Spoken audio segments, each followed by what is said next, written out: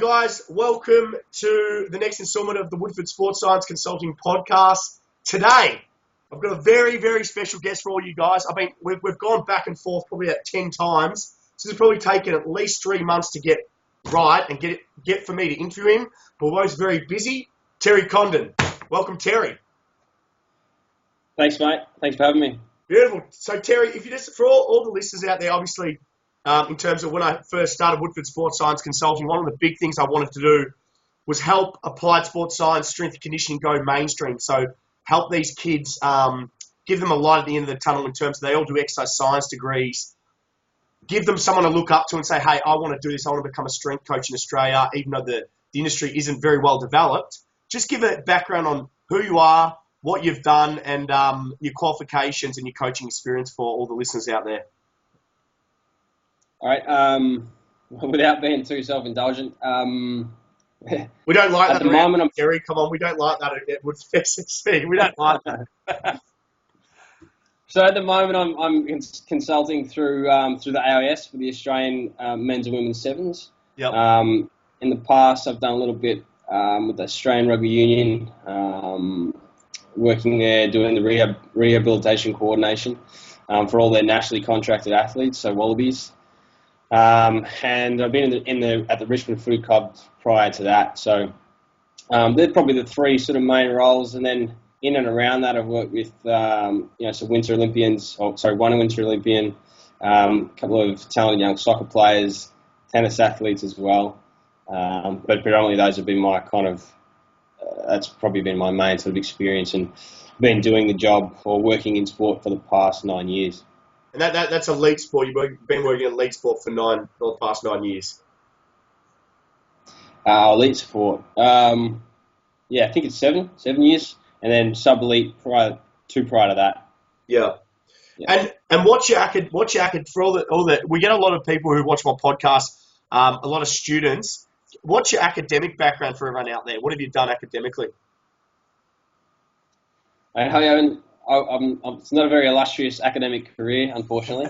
And probably a lot of kids will be disappointed to hear that. But I've done my undergrad, did my postgrad, or did my honours, and pretty much after that, I was fortunate enough to sort of get straight into elite sport once I'd finished that. So I haven't really progressed the academic side of things. So that's not to say that I've stopped studying. Actually, I've probably increased my studies since then.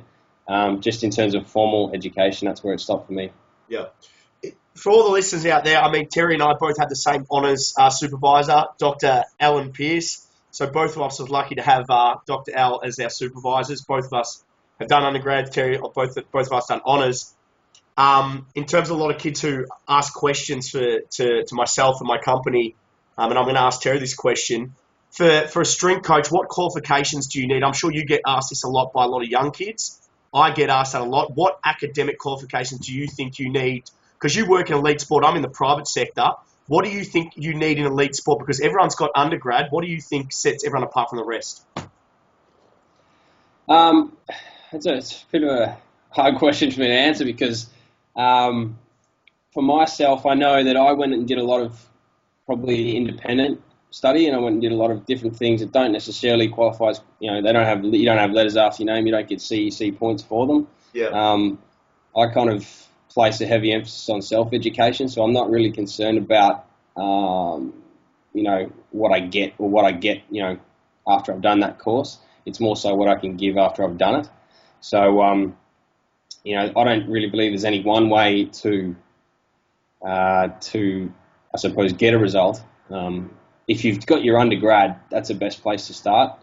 And you will know probably the majority of what you need to know from a technical sense, and it's up to you to then fill the gaps in terms of what is required within the industry and where you'd like to go in terms of an area of specialty or expertise. Now, I wouldn't claim to know what everyone wants to sort of get into, but for myself, I've sort of specialised in the return to play aspect of rehabilitation, and started off generally in strength and conditioning, and then I've sort of moved into the more rehab side of things. So I did a few courses, but as I said, nothing. I I did some stuff at Athletes Performance a few years ago, or over in the States, and I went and saw a few coaches over there as well, just to kind of do my own professional development. Did you pay for that yourself? Oh, and I was lucky enough to be already in elite sport and had that sort of budget. So some of it I did. Some of the stuff I did before I got into elite sport, I definitely sort of paid for out of my own pocket. But after that, I was lucky enough to have an organisation that wanted to develop me as much as I wanted to develop myself. So yeah. In terms of, I mean, you brought up a point before. You said kind of you were obviously young when you first got into elite sport, but you kind of found a niche market in terms of that return to play. For everyone out there, I mean, this is a big issue that we have specifically. A lot of people don't understand the roles of the strength coach, the physiotherapist, the rehab coach. I mean, you're smack bang in the middle between the physiotherapist and the strength coach. Can you just explain to everyone out there and the students and all the fans out there, what is your job and what do you believe return to play is in terms of your job? Yeah, so you pretty much hit the nail on the head, mate. Like, I just sit in the middle of the two. I'm a trained S&C coach. So I have a performance kind of emphasis, and the way I kind of look at things is performance. But I've also been heavily influenced by some quality physiotherapists that I've worked alongside. So I guess I've spent my career trying to learn how to speak enough of both languages to be able to adequately work within the two realms. Because it really is about bridging that gap. So you need to have a really, really strong understanding of pathology as well as performance. And it's if you're coming from too much on one side of the spectrum, then there's actually sort of a bit of a disconnect, and that's where sort of problems can arise. So for my mind, like a lot of the courses and stuff you alluded to before, some of those things are actual more sort of physical therapy based, and all it's been about is being able to sort of, as I said, speak the same language as both the physiotherapist and the performance guy. So you need to know where you got to get them back to. So you've got to understand that aspect of the game and how to sort of condition someone to that point. And it was good for me to sort of, I suppose, start my grounding in that sense and then move towards the physiotherapy because it just sort of helped me to develop those skill sets basically.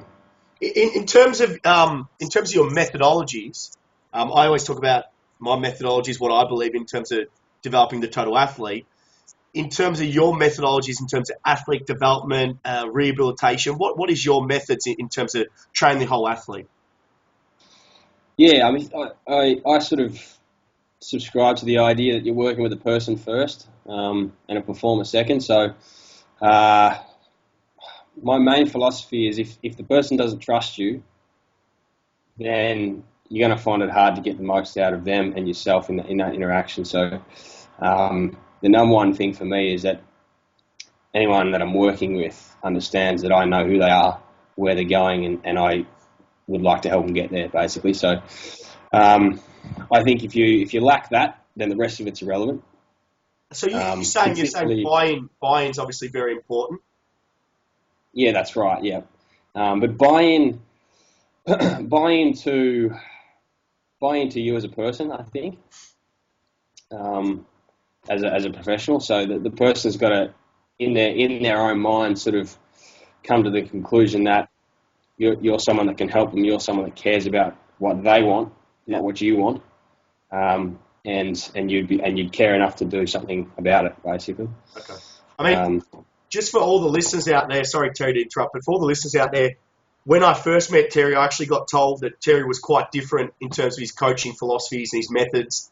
That's not to say that he doesn't believe in physiology, anatomy, neuroscience. He doesn't know. It's not to say he doesn't buy in that, but his coaching, and correct me if I'm wrong, Terry, but your coaching philosophy is more based around the individual and being a coach rather than, obviously you approve the science. The science is very important, but you look at a person and you develop the person. Am I correct in saying that? Yeah, that's right, mate. Yeah, I think a good person makes a good athlete. Yeah. And I think it has to start there. And for my mind, like a lot of, we talked earlier about what sort of qualifications you need and that sort of thing. What I did was I went out and studied who are the best coaches and who have been the best coaches and what do they do differently. And so, you look back through, and one of the all-time classics for me was John Wooden. John Wooden very simple in his approach in terms of what he actually did. But the way he did it was what made all the difference. And I think, there's a story that he talks about in one of his books, and he's just such a process-focused individual. He was very concerned about making sure any athlete that came into his system really understood where he was coming from and the philosophies that he wanted to espouse toward his team. And he said, we control all the controllables. So there's a story that he wrote about in his book where a new kid comes in, and the first thing he does is he sort of walks him into the dressing room and says, this is how I want you to put your kit on. He says, I want you to put your socks on. I want you to like clean off your shoe, clean off your feet, put your socks on. Make sure you put your socks on like this so there's no folds underneath your toes, because if there's a fold underneath your toe, you'll get a blister. And if you get a blister, you'll get distracted from the game. So put your socks on this way. And so John Wooden's a massive influence on me because he's a very process-focused, very athlete-centered individual. Yeah. And I sort of work to try and replicate that with myself and start from that point and work towards the pointy end. And I think we learn about the technical side of things in our undergrads and all that sort of thing, but we miss the tactical side of things, and that's actually what, in my mind, makes most of the difference.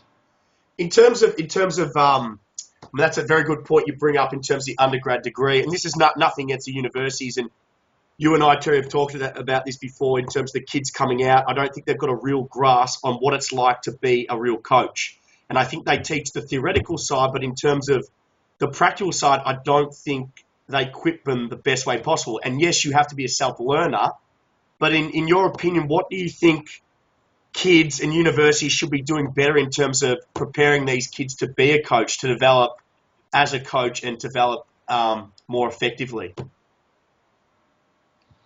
I think it's hard because when you're learning anything, you'll be very dogmatic in your approach in the beginning, just because of when you don't know much. It's like that old maxim: when all you've got to hammer, everything looks like a nail. Yeah.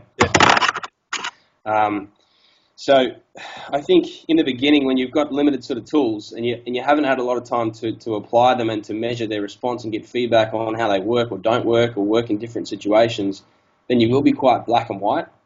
And the sooner you can get out of that outlook, the better off you'll be as a coach, in my opinion. We've got new fads that come along every year. You got 5-3-1 happens a few years ago. Everyone sort of jumps on top of that. Different pieces of equipment come out, and they're always the answer, right? But methods come and go, but principles don't change. So in my mind, the best thing you can do as a coach is to try and differentiate principles from methods. If you stick with principles, you'll be pretty safe most of the time. And principles are things that prove themselves over time and time again. So the best thing you can do is look back through history. And that's what I did early in my sort of career, was study the history of strength training and understand what they've been doing for decades. And those things that are still around and those tenets that have stood the test of time, you're pretty safe with those. So if a method comes along and it's aligned with one of those tenets, you're pretty safe to use that method and do quite well. But if a method comes along and it's completely out of any of that, then you're probably best to leave it alone. I guess you're talking about not reinventing the wheel, keeping it simplistic as possible in terms of your methodologies. You brought up a good one. The 5-3-1, West Side Barbell method, the cube. What is the best way to develop athletic strength or power? This is all just in the same realm. It's just different semantics on your loading parameters. But I'm a big advocate of just simplistic programming at a high level and keeping the quality real high. And I guess you'd be similar in terms of your approach, integrating with the skill to make it. Obviously, transference is a big deal and understanding how to transfer. But at the end of the day, what we do is quite simplistic. But in my opinion, I don't know what you think about this, but I think a lot of people, because as you said, everyone wants to know about the fucking latest fad. What's the newest gimmick coming out? At the end of the day, what has stood the test of time? What works? I don't know what your take on all that stuff is. Yeah, I agree, mate. Like it's I'm like the next guy that I want to learn and sort of have a look at the next new thing as well. But I try not to get too caught up in whether it's going to be the answer, because I know it's not.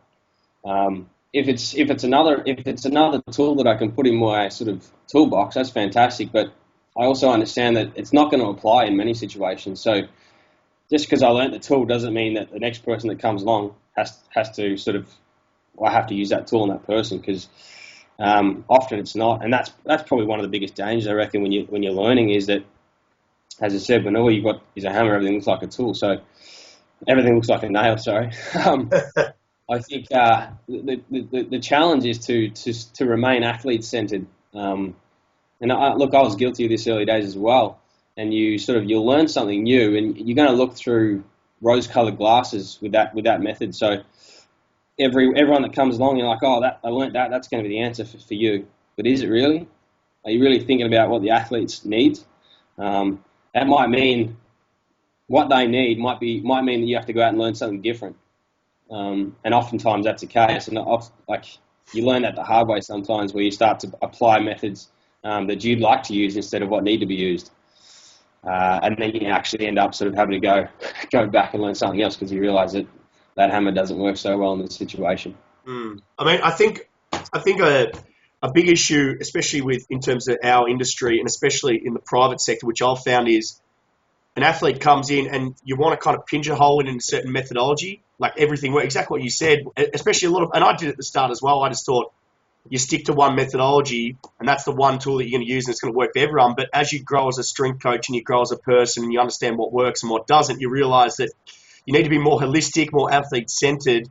And exactly what you said, it's just a tool in a toolbox, isn't it? Depending on what adaptation we're after will dictate what tool we use. And I think that is the biggest issue I see today in the private sector. You'd know more about the elite sector, but I think we're confined to the fact that if you're a powerlifting guy, you're going to use mainly powerlifting methods. If you're an Olympic lifting guy, you're going to mainly use Olympic lifting. If you're a CrossFit guy, and you know what CrossFit is like, they think they can do everything, they're going to use that. But for me, it's always been like, what tool do I need to use to specifically yield that adaptation with that athlete? So it all comes down to the athlete and what they need. And in terms of what your approach is, I think it's brilliant. I think it's athlete-centered.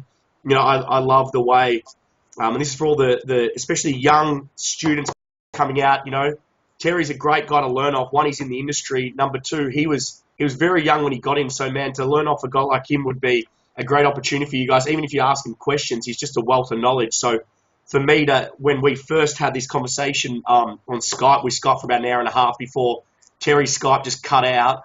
It was really good to get his mindset, because he doesn't think he's like any other coach. I've never talked to a coach like him, because he thinks completely differently, and not in a bad way, different in a way that gets you to think, well, I never thought about it like that. And for me personally, as a person, as a coach, I always like to talk to different people, what makes them successful. So I know, Terry, you're running courses for a lot of students who don't get obviously there's a lot of students going through exercise science, and one thing, as you know, what I've done with Woodford SSCs was trying to evoke more change and open up more jobs. Now, as you know, and you'll tell the people watching today, there's not many jobs in elite sports. The chance of a lot of people getting jobs in elite sport is not high.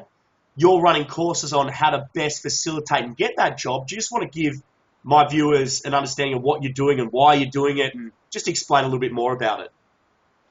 Yeah, I guess it just started from a conversation I was having with a young coach that I sort of spent a bit of time with up at the Sydney Academy of Sport, and one of his mates, I had the pleasure of meeting him. Very driven young man, gone out and done a lot of his own stuff, and you know, we basically, those guys sort of said to me, you know, can we pick your brain for an hour or so? And we ended up doing it on a Saturday night, because that's what we do, because we're nerds.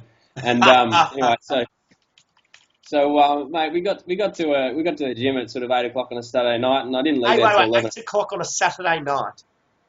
8 o'clock on a Saturday night, we're talking shop. Gee, I love that, man. I love that. I love that. And anyway, so I left there at like 11:30, because I said, oh, my girlfriend's probably going to have questions about this. But mate, I left and they stayed till 1 o'clock, and I was following up with my mate, and I asked him how that sort of young coach was going, and he sort of mentioned to me, he said, you know, he's you know, what does he need to do to get a job? Because in my mind, he's ready, you know. And I would say that most people, as I said, in the technical sense are ready, but it's the tactical side of things what make all the difference. And the hard thing with elite sport is that it really is the pointy end of the game. And I think I wrote something a few weeks ago about one of my first lectures at uni. I remember walking in and we had sort of 250 odd exercise science students, and the lecturer sort of said, you know what, the chances of you guys getting a job are minimal. There's like, I think he said something like on average, 5 jobs a year in elite sport in this country. Competing for those jobs will be most of you guys, plus all the graduates from the last 3 to 5 years, plus people with experience from this country and other countries. So it's like the chances of you walking out of here and getting a job are minimal. And I remember thinking to myself, wow, that's going to be tough. but not impossible, mate, because that's what I did. So I guess I look at that situation, I try to reverse engineer what I did and what sort of worked for me and what I think differentiated me and gave me those opportunities where other people might not get them, because there's a lot of deserving people out there, but just, you know, they're not in the right spot at the right time. They're in the wrong environment, they're with the wrong people, and they're doing the wrong things in terms of their own sort of study. And so what I sort of try to do is put together a bit of a presentation around some of the principles that I sort of used to fast track that sort of progression through my career and sort of give me that opportunity quicker than might have otherwise been earned. And I've no doubt there's an element of luck toward it as well, but I was also in the right spot at the right time. So it's really just about trying to sort of pass that knowledge on to young coaches that do have the same ambitions and deserve the same opportunities, basically. For all those people watching out there, especially the people who do want to get into elite sport, they do want to become a strength coach in Australia. In elite, we're talking about elite sport, we're not talking about private, but in elite sport, what best advice can you give these people who want to do it? Because everyone, like, man, fuck, you know how it is. Everyone wants to work in elite sport. You do exercise science, you go around the room, you question 100 people, you'd say 90%, 90 of them would say, I want to work in elite sport. What advice can you give them to hopefully facilitate that? Yeah, I think coming back to that lecture, the first lecture that I spoke about at uni, a week later, I think that the number of students in that lecture went from 250 to 90. And I think that's a massive thing is who's going to want to persist and who's going to want to work long enough or hard enough. That's a massive part of it. But it's also who's going to work smart. So you have to work hard. That's a given. If you want to make it to the top, you actually have to work hard. But you also have to work smart, and you don't want to be a clone of everybody else. So one thing that I would say, it's a bit of a stuff in the course, but work to disprove something before you prove it. If you really want to understand something, you need to be able to argue both sides of the case. So don't just sort of buy what you're fed at university or through a course or whatever. Go away, try and disprove it. Because if you come out, just sort of eating everything they get, just sort of taking in everything you're given, then you're just going to sprout the same sort of concepts that every other student's going to spout. And what differentiates you? Sorry, mate. Where's Terry? Come on. So I just think I sort of did that almost by accident because I was a little bit more passionate and I was interested in getting some results for myself. So I started to do a lot of my own research, and I found that a lot of what I was learning myself and the results that I was getting were sometimes disproving what I was learning at university. So you could say it's pretty much don't accept everything they're telling you. Try and do your own learning. So it's kind of like self-learning. Use that theory, but then be able to apply it for yourself and at the same time justify it, and don't just accept it. Is that what you're saying? Yeah, don't accept. You definitely. I mean, even what I'm saying to you today, like you should go away and say, just see how it fits for you, and then think for yourself. If it works for you and it's something that you resonate with, go ahead and sort of pursue that. And I kind of like to put myself through like almost immersion training. So I'll look at one subject and I'll just go and study everything with regards to that subject. So we talk about skill acquisition. Right. And I see a massive parallel in skill acquisition in rehab because a lot of the time you're retraining the nervous system, correct? Correct. Very correct. And, so basically I've gone and I've gone, right, okay, if I see that parallel, I'm going to go look at everything skill acquisition, see how that applies to my job in rehab. So, you start with the popular sort of content, and that's, like things like the 10,000 hour rule and that sort of thing, and, Malcolm Gladwell, that's the surface level stuff. And you start reading, you keep going further, you keep going deeper, you get a deeper appreciation for it, and you understand there's a guy called Anders Ericsson who's behind it all. And if you start looking at Anders Ericsson's work, then you can really understand the whole subject of skill acquisition from the inside out. But if you just look at Malcolm Gladwell's work and say it's all about 10,000 hours, that's wrong. It's not. It's just a piece of the puzzle. So, I read that 10,000 hour book. I don't just accept that that's it and I stop there. I just keep going. Yeah. So it's just about it's about persistence in your self-education and about sort of wanting to get to the truth and the truth as it relates to you. So, everything can be argued both ways. That's a basic point of philosophy. Everything can and should be argued both ways. So if you can't see both sides of it, you don't understand the subject well enough. I think you bring a very valid point. I think it really comes down to what are you willing to sacrifice to get yourself in that job? What is making you the difference? Because if you look at it and Terry Condon comes out, Terry Condon's got an undergrad degree, he's got honours, yet a lot of people got an undergrad and honours. You got to think to yourself, and this is for everyone out there, what sets you apart? So what did Terry do that set him apart from every other student, every other aspiring strength coach at elite level? And you got to start asking yourself questions, especially in the private sector. And personally for me, and Terry will tell you this, Terry, how long did you do free work experience for? I did it for 5-6 years, and I'd still, there's not much money in junior elite sport, but I had to intern. I'm sure you would have done the same, intern, free work experience, skill yourself up. How long did you do that for? Yeah, I think I did 3 years, I think. Yeah.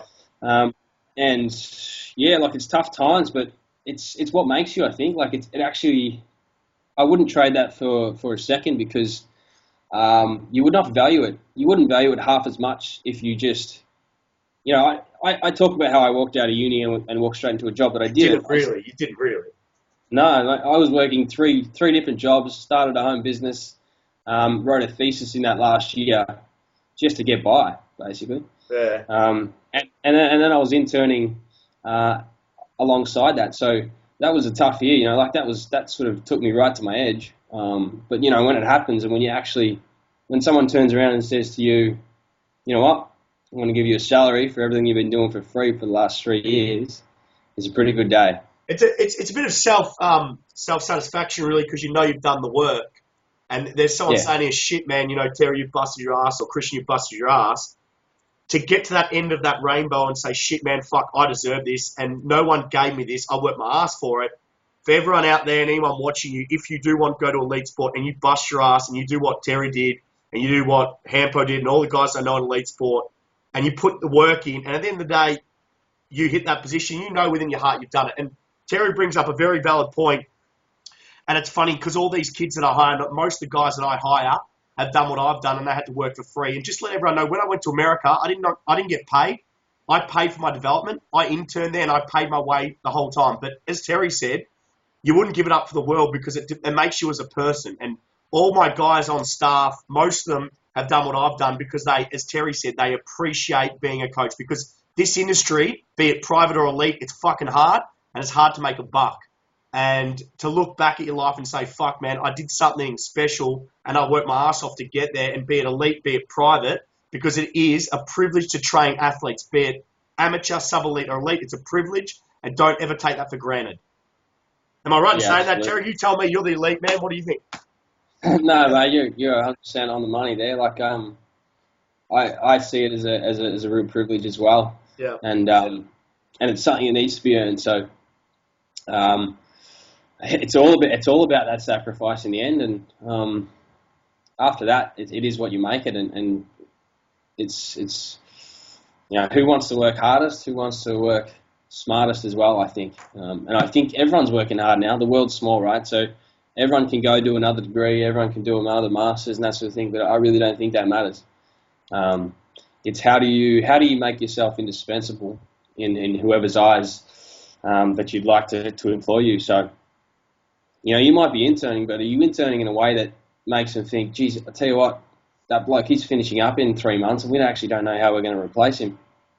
Are you interning in that way, or are you just turning up and expecting that, you can put it next to your resume and someone will turn around and give you a job for it? Because there's a massive difference between those two things. I think you bring up a valid point, especially when you intern, and what Terry's saying is making it indispensable, is to say, are you really putting your heart into this? Are you throwing everything into it? Are you really learning in the theory and the applied aspect of being a coach? Or are you just turning up for the sake of, hey, I'm putting on my resume? So, I think that's a big difference. There is a difference between turning up and actually putting your heart into it and learning and developing as a coach. And that's something for all my interns out there who started, I'll give a shout out to them, for the 50 interns who started this week.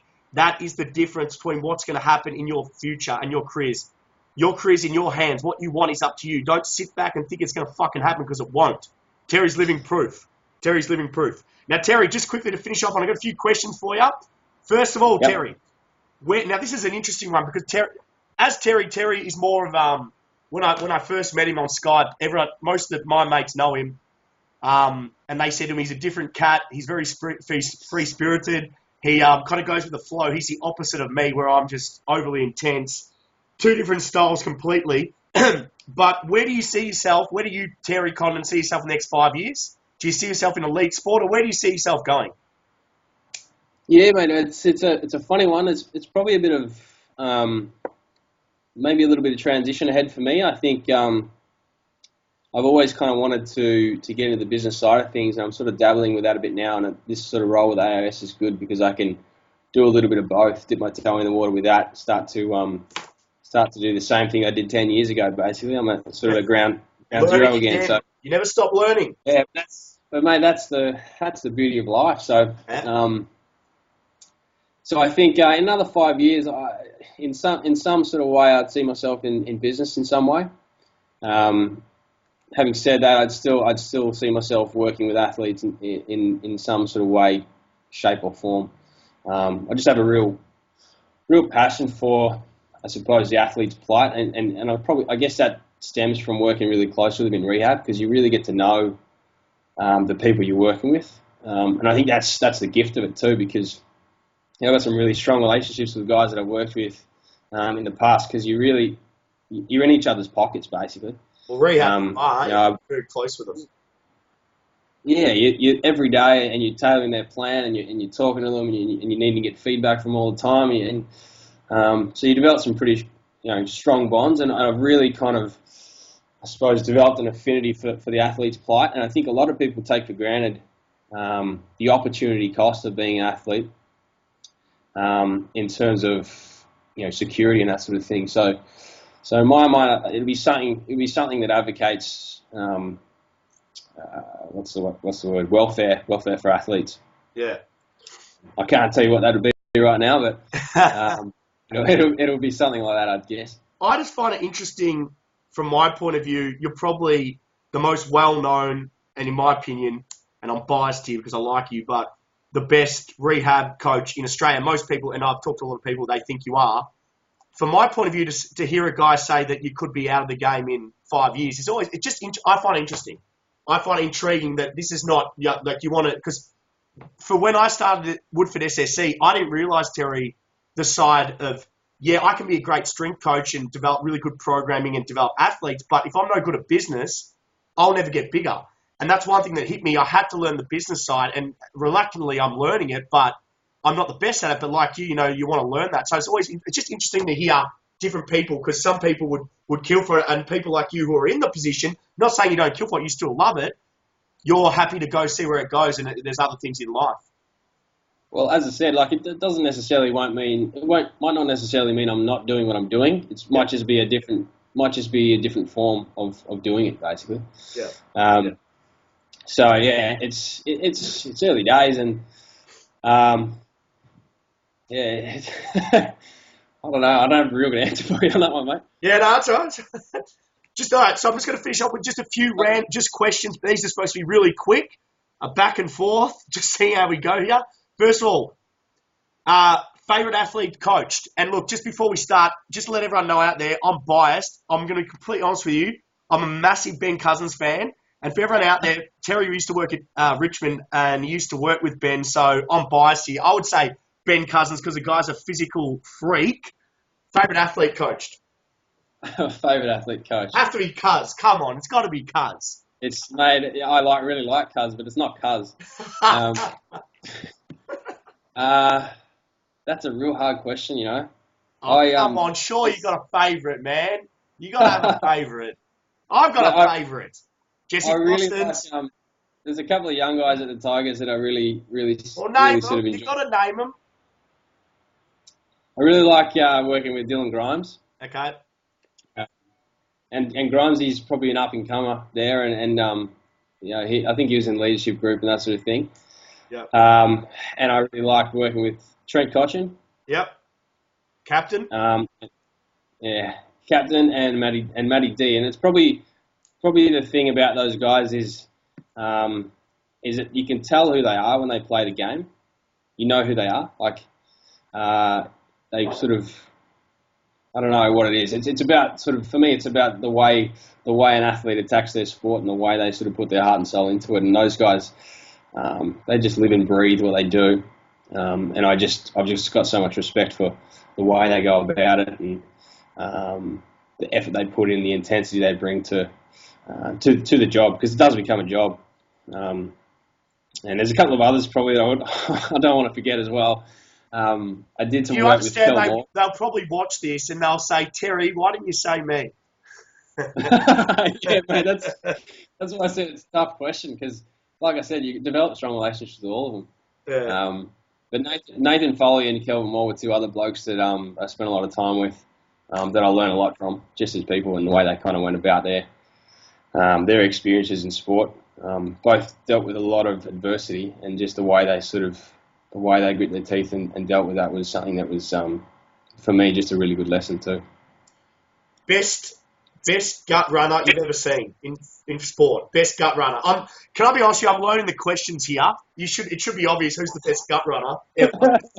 He was just a freak. I'll tell you. Sorry, I think we might have even spoken about this, and maybe that's why you've asked me the question. I did. Yeah. I had to do a session with Cuz one day, and just quick, how good was he a runner? He just looked like an absolute freak gut runner. Cuz, if you're watching this, Cuz, you can come down to Woodford SSC anytime, mate, anytime.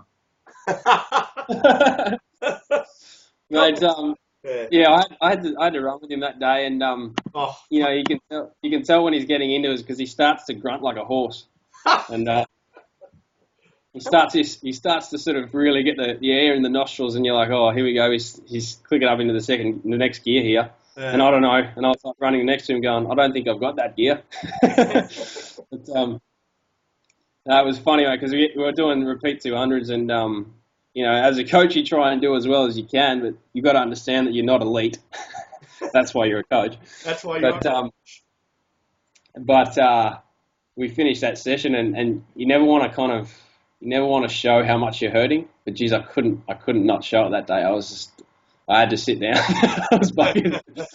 I had to really collect myself after that one. So no, he was definitely very good, very good. Favorite strength prong pattern movement for rehab and athlete performance, and justify why.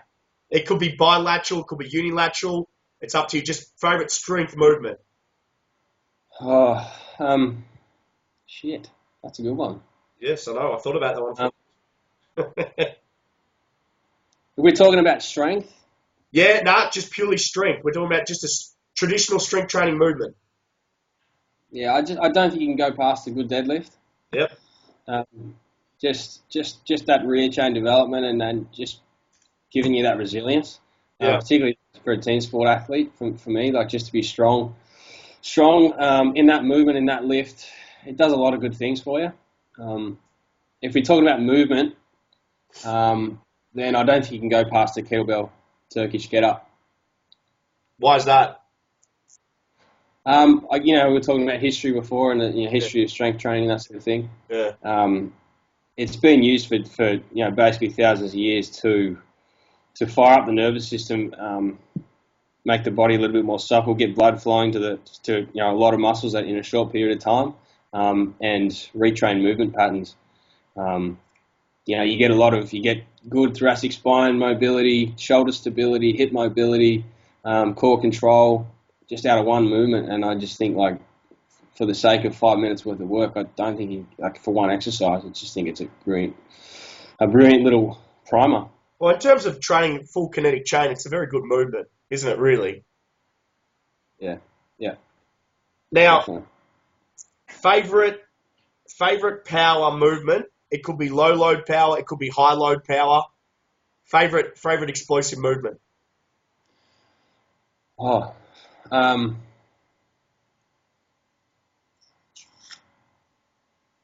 Yeah. Again, if we're just talking about the nervous system and power development. Yeah. And I'm biased because I've worked mainly with sort of footballs and that sort of thing, so they're not Olympic lifters. You can teach someone to clean relatively well, low risk. So I just like that one because you get that triple extension, you get that fast sort of rate of force development, and it's not as risky as a snatch if something goes wrong. Ground-based power, always the best. I mean, cleaning, snatch, jerk. I mean, in terms of how we coach it, what we like it, I mean, I believe the clean, in terms of athletic development, it's the king high load power, high force, high velocity, developing triple extension power. It's my favourite. Yeah. Quickly, and this is for everyone out there, when I was first started this company, I've had a lot of guys in the elite sector message me, just give me a lot of respect. Terry's just on the walk right now. But this is to you. Running out of battery. Oh, hurry, quick. I'll wait till you sit down and answer the question. Yeah, I got you. You got it? Yep. So, I mean, this is for everyone out there. I'll just explain to them. When I first started this company, I knew I was going to cop a lot of criticism. And I did at the start. And you were one of the guys. And I had about 4 to 5 guys in elite sport message me off their own back and just say some really positive things. You were actually one of them. In your perspective, for the viewers out there, what do you think in terms of the private sector, in terms of Woodford SSC, the private sector? Where do you see this going? Like, obviously, it's worked for me. It's worked for Woodford SSC. What do you think of it? What will happen with the private sector in the next few years? What do you think? What does Terry Condon think? No, I think the main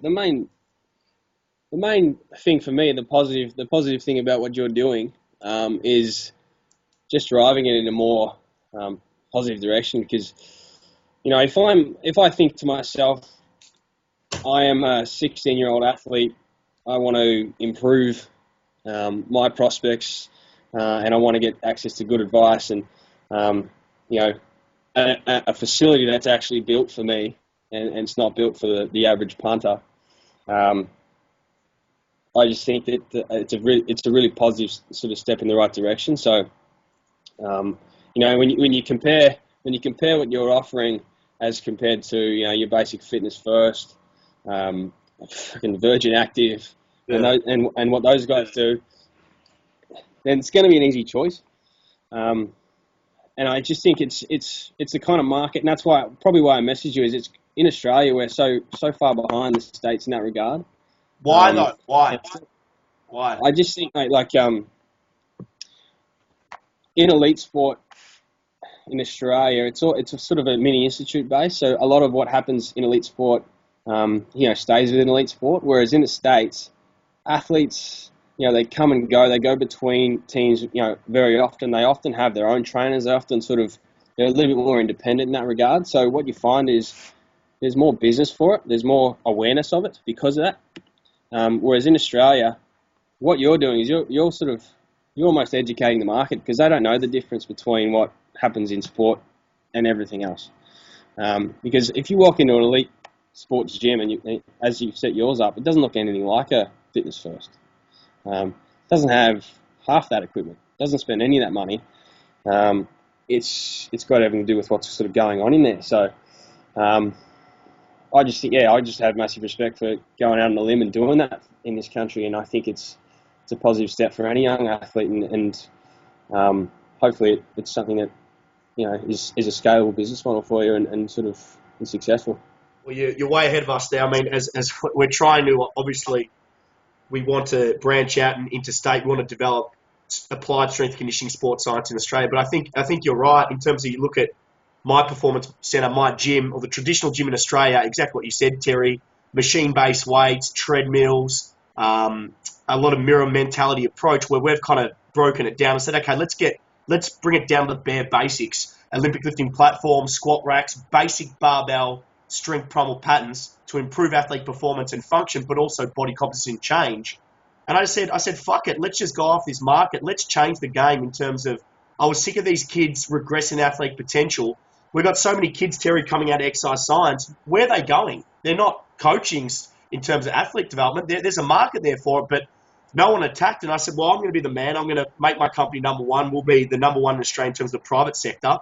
You know, I really do, and this is for everyone out there, I really do appreciate guys like you, guys like Hampo, people like Suki, Joycey as well, who come out and they support the private sector in terms of applied sports science. I really do, from the bottom of my heart, I do appreciate the support you're giving me. You're a great guy. Hopefully I'll get you down to Woodford SSC soon. Hopefully we can do a workshop. I'll fly you down.